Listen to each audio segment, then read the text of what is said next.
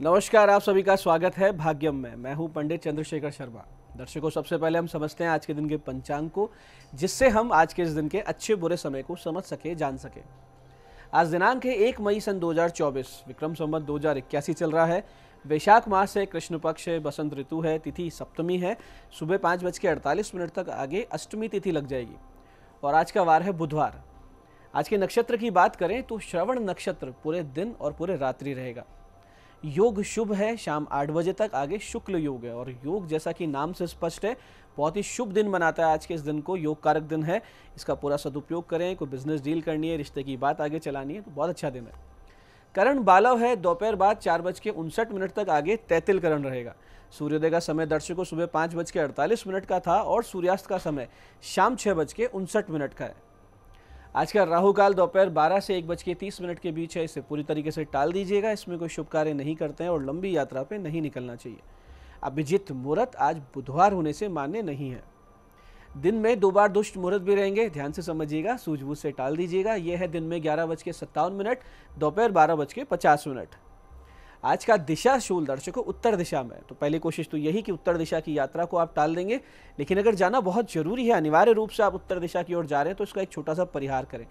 परिहार इस प्रकार होगा कि उत्तर की ओर मुख कीजिए, थोड़ा सा धनिया या मूंग के दाने खाकर 5 कदम पीछे चलिए। इस दौरान अपने हृदय में अपने इष्ट का ध्यान करें, उनसे प्रार्थना करें, भगवान श्री राम का नाम लें और फिर ये दिशा की यात्रा करें। यात्रा बहुत अच्छी रहेगी, कार्य सिद्ध होगा, दिशा शूल नहीं लगेगा। आज का शुभ समय दर्शकों, यानी कंपैरेटिवली आज के दिन का सबसे अच्छा समय, जिसमें कोई भी अच्छी कोशिश प्रयास आप करेंगे तो सफल होने के जो आसार है, चांसेस हैं, वो आपको ज़्यादा मिलेंगे। ये है सुबह 8 से 9 बजे के बीच, दिन में 11 से 12 बजे के बीच, दोपहर बाद 4 बजे से लेकर शाम को 6:50 के बीच। तीनों कालखंड का पूरा सदुपयोग करें। आज की चंद्र राशि दर्शकों मकर है, यानी चंद्रमा शनि की राशि मकर से गोचर कर रहे हैं, जिससे आज का दिन सभी 12 राशियों के लिए कुछ इस प्रकार रहने वाला है।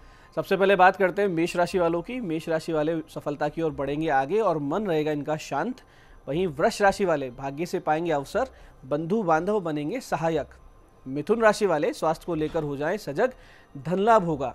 कर्क राशि वाले रहेंगे आत्मविश्वास से लबरेज, सुधरेगा निजी जीवन। वहीं सिंह राशि वाले शत्रु बाधा से रहेंगे परेशान, होंगे अनावश्यक खर्चे। कन्या राशि वाले छात्र छात्राओं को केंद्रित रहने में होगी समस्या।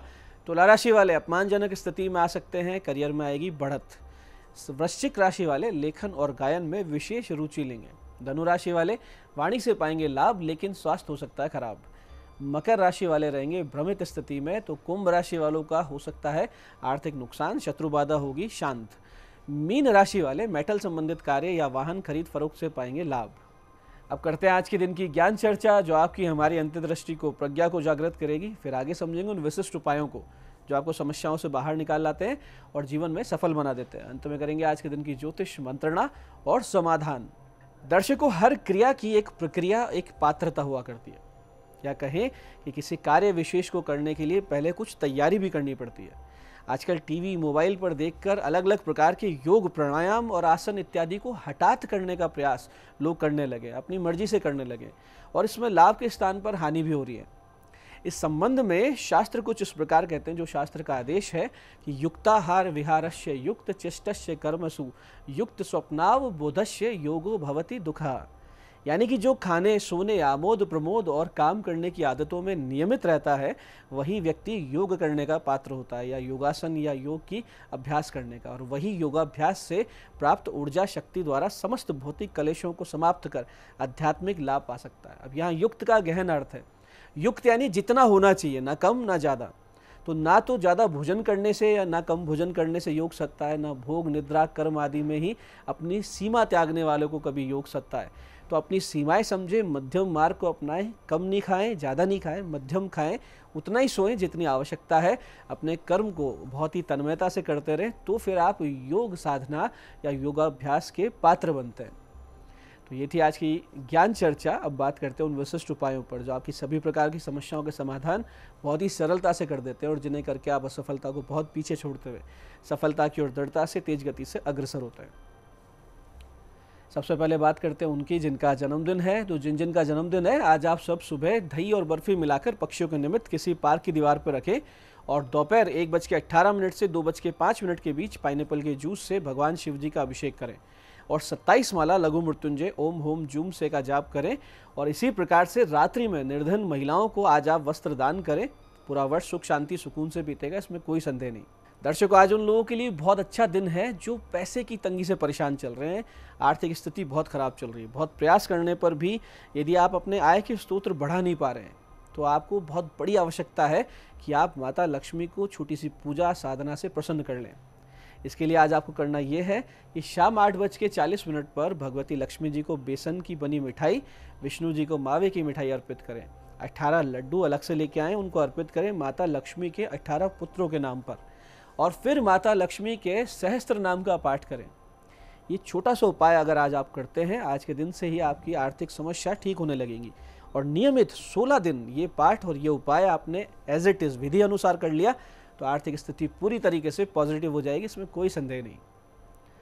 ऐसे जिनको नई नौकरी की तलाश है या कुछ अच्छे बेटर ऑप्शंस देख रहे हैं, वो सभी सुबह 9:15 बजे से 10:30 के बीच आज 3 लोगों को भोजन कराएं। भोजन में दही, खीर और पूड़ी अवश्य रखें।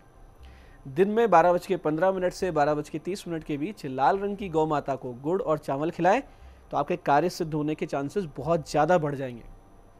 इसी तरह से बहुत सी कन्याएं जिनके विवाह में विलंब हो रहा हो, वो आज दोपहर 1:40 से 2:20 के बीच मिश्री मिला हुआ दही और केसर का इत्र लेकर शिव मंदिर जाएं। पार्वती माता के चरण इस मीठे दही से धोएं, उनसे प्रार्थना करें और केसर का जो इत्र है बिना शिवलिंग को टच किए ऊपर से अर्पित कर दें। फिर वहीं मंदिर में बैठकर इस अति विशिष्ट मंत्र की 11 माला का जाप करें।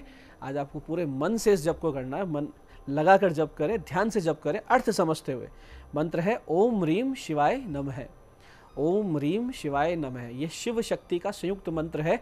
इससे निश्चित रूप से आपकी जो भी अड़चने आ रही है वो दूर होगी और योग्य वर की प्राप्ति के अवसर बढ़ जाएंगे। ऐसे दर्शकों, जिन दंपति के वैवाहिक जीवन सही नहीं चल रहे हो, लड़ाई झगड़े बेवजह के मनमुटाव होते रहते हो, समस्या जीवन का एक पहलू बन चुकी है, एक अंग बन चुकी हो, तो ऐसी स्थिति में पति की जन्म पत्रिका में शुक्र और पत्नी की जन्म पत्रिका में गुरु की स्थिति चेक करवाएं। और अगर वो दोषपूर्ण है, पीड़ित हैं, तो उपाय करवाएं और 7th हाउस दोनों का चेक करके उस दोष का भी इलाज करवाएं। इसके अलावा दोनों पति पत्नी एक छोटा सा उपाय भी करें। नित्य भगवान श्री गणेश जी और श्री कृष्ण का पंचोपचार से पूजन करें। साथ में बैठे आधा घंटा इस मंत्र का बिना गिने ध्यान लगाकर मन ही मन जप करें, तो कुछ ही दिनों में सभी दोष दूर होंगे। आपस में प्रेम और सम्मान की स्थापना निश्चित रूप से हो जाएगी। जो मंत्र आपको जप करना वो इस प्रकार है, ध्यान से समझिएगा। ओम नमो भगवते रुक्मणी वल्लभाय स्वाहा। भगवान श्री कृष्ण का ध्यान करें और कहें ओम नमो भगवते रुक्मणी वल्लभाय स्वाहा। ये करके देखिए, बहुत जल्दी समस्याओं से आप बाहर आ जाएंगे। तो ये थे आज के विशिष्ट उपाय जो आपको समस्याओं से बाहर ला रहे हैं, मनोकामनाएं आपकी पूरी कर रहे हैं। अब बात करते हैं आपके सवालों की।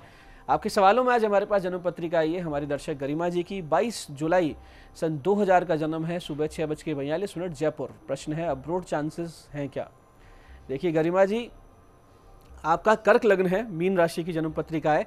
जल तत्व स्थित चंद्र वैसे यात्राओं का शौकीन बना देता है, उस पर आपके कर्म भाव के अधिपति मंगल द्वादश जाके बैठे हैं, तो ऐसे में विदेश जाकर काम करना तय है।